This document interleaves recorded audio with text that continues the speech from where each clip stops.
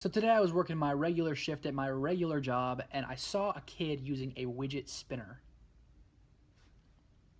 I had no idea what it was until now. What is up, everybody? My name is Andrew Damon and this is my YouTube channel. First off, I want to let you guys know that this is not going to be my solid background forever. This is just a temporary background until things work themselves out. Anyways, back to the subject. Over the past couple of weeks / months, there has been a huge uproar and demand for this new toy called the Widget Spinner. Its proper use is to have adults and kids with ADHD to kind of play with. It's kind of like a stress ball, but a spinny wheel thing. And one of the main reasons why I'm talking about it today is because I work at a restaurant. I work all the time, and I see these kids bring in, and they use it all the time. Literally, kid one after another coming in to eat Friendly's food. They all have the same thing. And I got to think, I was like, what is this thing? Why is it being used? In fact, one of the waitresses that works with us, she actually had one for her kid, and she brought it in, and she was like, oh, this is what it is. It's kind of, it's meant to kind of keep them occupied and stuff like that, maybe in long car rides, just kind of play with and maybe calm them down a little bit, stuff like that. I went ahead and looked it up on Amazon, and you can buy this thing for $2.13, and that's the lowest cost, lowest price available. It's called the Wiggle Worm, but its proper term is the Widget Spinner. I don't know what the difference is. That's just what it's called on Amazon, so whatever. Just judging by the picture, it's made with plastic and steel rings that you can just flip around.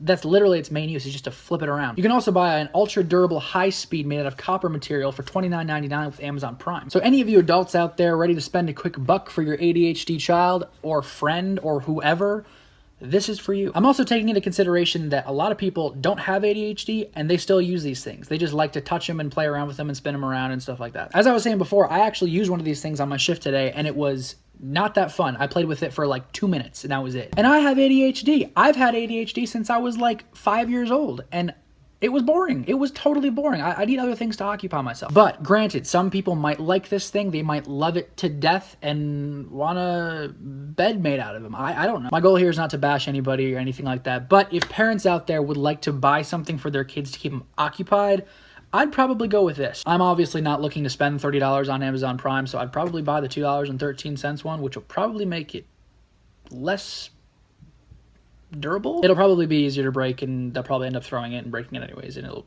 become another object that sits on their desk for a while. But in all seriousness, I see this object as more of a Rubik's Cube-esque type of thing. It's meant to keep smart, kids and adults who have they're kind of always looking to do things occupied. It's like a hypnotic type of state. You just flip it around and whatever happens. Every single person in the US, if not the world, up to the age of 25 will probably want this thing for the next 2 years or so. And that's actually what I'm going to give this thing. I'm going to give this thing like 1.5 years to maybe 2 years before it dies out of fashion and people, kids everywhere, adults are looking for the next big toy-esque thing that will keep people occupied for a long period of time. I'm also keeping in mind that big corporations and companies throw out these ideas for toys all the time that are little,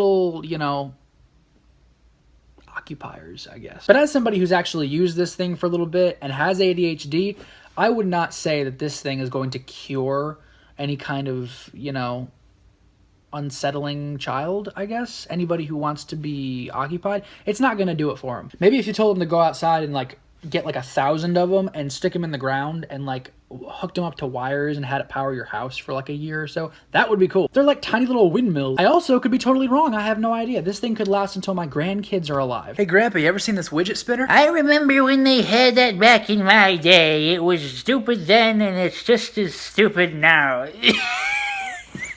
Yeah, that probably won't even happen. My final diagnosis is that you guys, if you're buying it for a present or maybe for yourself, you're probably going to get a better reaction and a better time usage out of it if it's your child or a younger child than you would a teenager or older adult. So yeah, once again, I give it 1.5 years to 2 years. I may be wrong. I may be right. That is what I think of the Widget Spinner. What do you guys think?